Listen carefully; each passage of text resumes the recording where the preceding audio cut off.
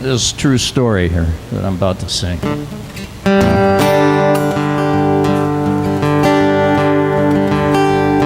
Well, I was sitting around thinking about writing a song, how the world's gone crazy, everything's wrong, what with wars and bombings and assassinations and the like, and how there's too much whiskey and too much gin, too much lying and too much sin, too many people trying to tell me how to run my life.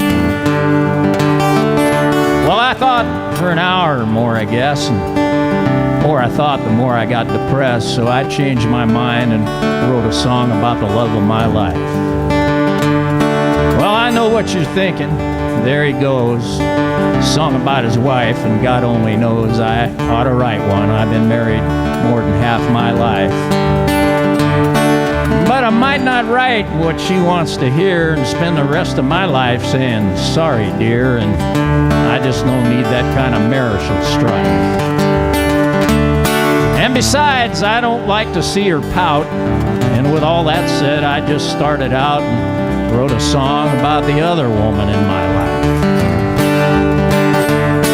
Well, it all got started 7 years ago, and I was feeling lonely. You know how that goes.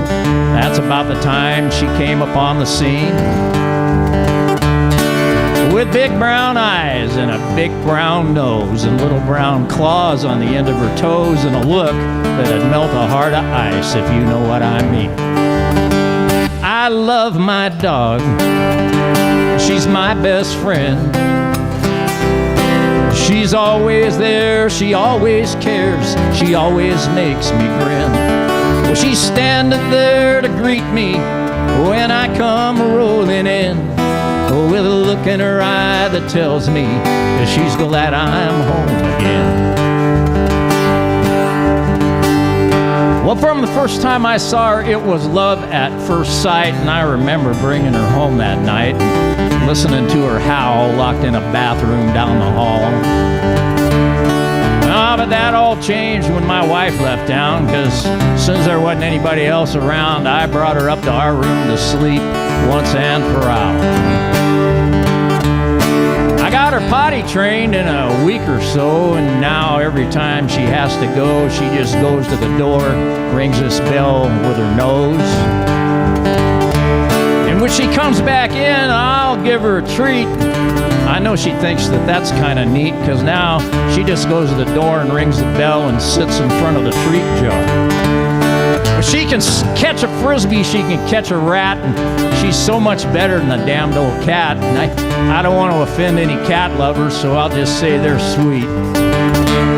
But if you want to have fun and you want to play ball, hell, a cat's just no companion at all. Besides, getting licked by a cat just gives me the creeps.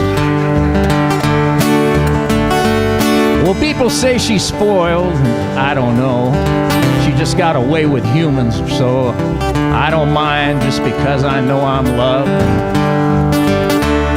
And when I come home at night and she's wagging that tail, I feel like a man that's been let out of jail.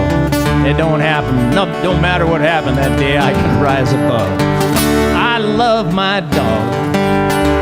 She's my best friend. She's always there, she always cares, she always makes me grin. And she's standing there to greet me when I come rolling in, with a look in her eyes that tells me she's glad I'm home again. Yeah, a look in her eyes that tells me she's glad I'm home again.